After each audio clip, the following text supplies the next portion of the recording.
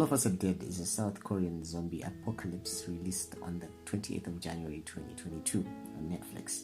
All of Us Are Dead is the second Korean drama to hit the #1 spot on Netflix following Squid Games, and is the fifth most watched non-English title, with the Money Heist parts taking position 2, 3, and 4. The premise of All of Us Are Dead is your typical zombie movie. A high school becomes ground zero for a zombie virus outbreak. Trapped students must find their way out or turn into one of the rabid infected. But good, you could almost guess what it's about. A survival movie. Zombies, kill or be killed, end of story. But then remember, Korea has a record for going extra with their zombies. Case in point, the 2016 zombie movie Train to Busan. Interesting side note, a character in the series actually references this movie when they're explaining the situation.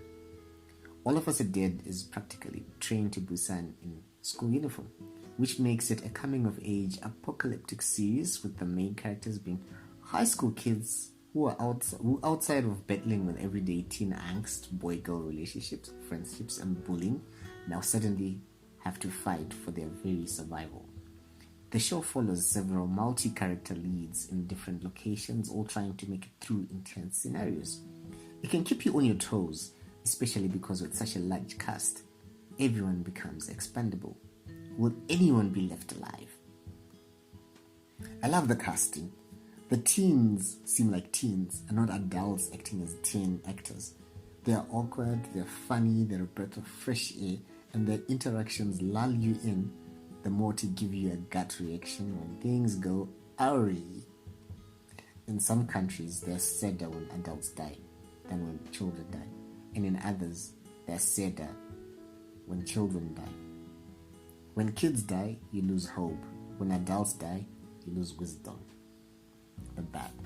All of Us Season 1 has 12 episodes, and each has a running time of 1 hour.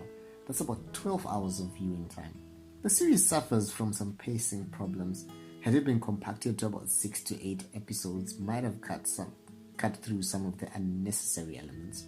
There's only so many ways you can show zombie mayhem before it becomes repetitive. The show is a bit unrealistic. Okay, fine, zombies are unrealistic, but still, hear me out. Some characters could have behaved more sensibly and not like angst-ridden teens. Oh wait, they're teens, so we can expect them to behave illogically and selfishly. Whether or not something is an independent living organism doesn't depend on its metabolism, but its will to survive. If it has a strong will, the instinct to survive surpasses intelligence. The ugly. The last episodes are anticlimactic and feel a bit rushed. They seem to have run out of story, yet still had some underdeveloped subplots.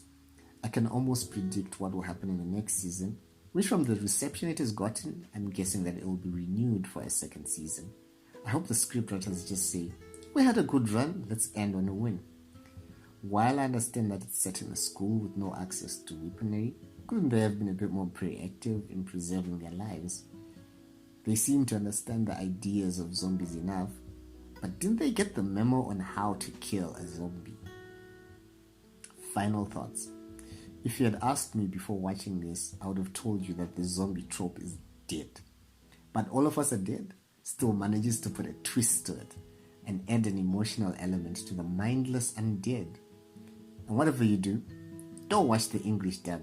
Watch it with the original audio and English subtitles.